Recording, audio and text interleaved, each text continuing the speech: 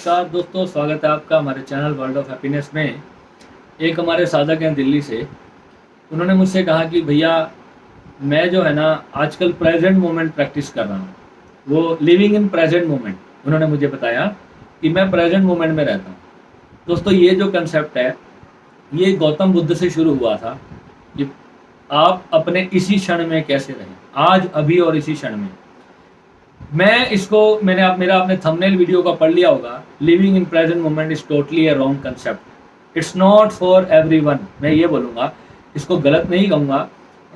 आप लोग सोचेंगे कि विराट भाई आप कुछ और कह रहे हो, पूरी दुनिया कुछ कह रही है, आप पूरी दुनिया से अलग बात क्यों करते हो। अब मैं आपको बताता हूँ कि मैं पूरी दुनिया से अलग बात क्यों करता हूँ।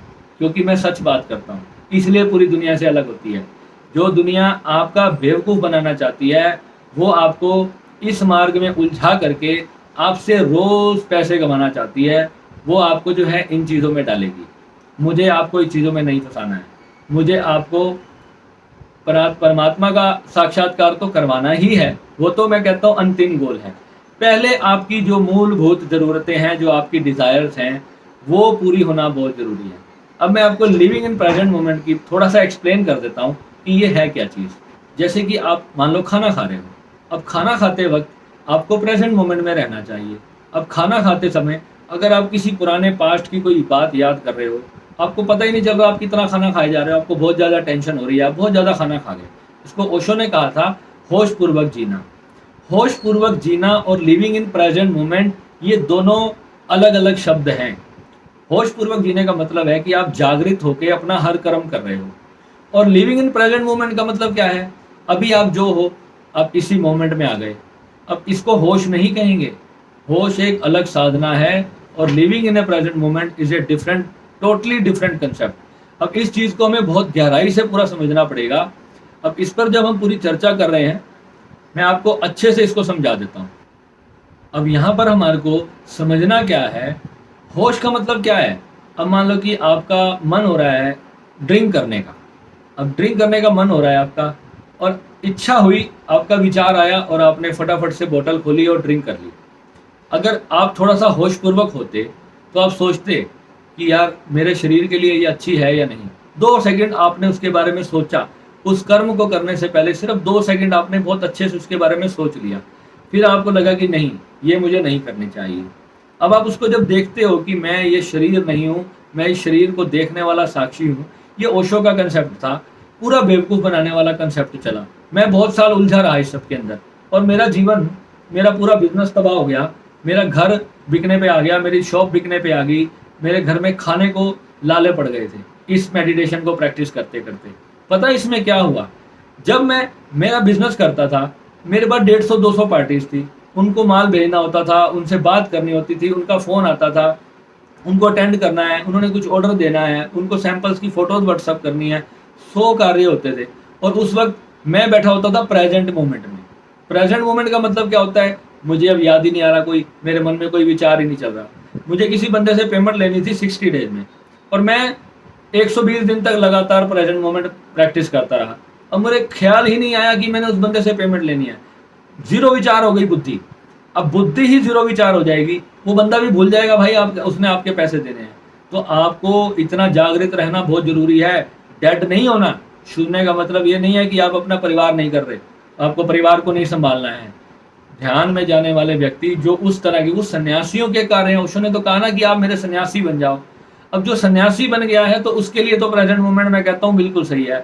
फैमिली वाले बंदे के लिए प्रेजेंट मोमेंट नहीं है। इसको बिना जाने प्रैक्टिस मत करना।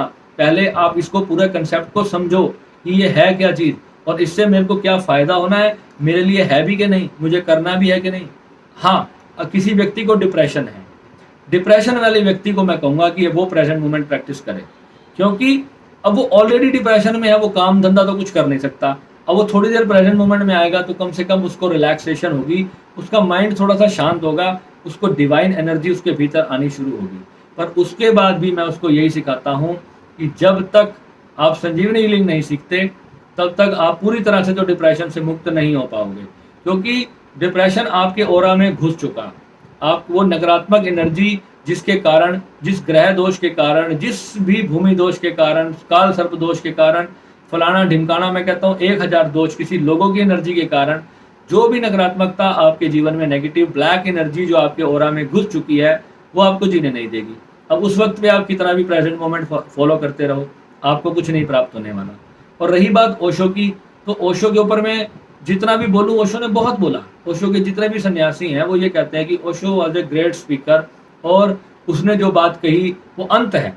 भाई ओशो के बाद न जाने अभी कितने ओशो और रोज पैदा होंगे, जिसके जितने अनुभव होंगे। आज से 45 साल पहले की बात, जिस समय पे मोबाइल नहीं था, उस वक्त ओशो बेस्ट स्पीकर थे।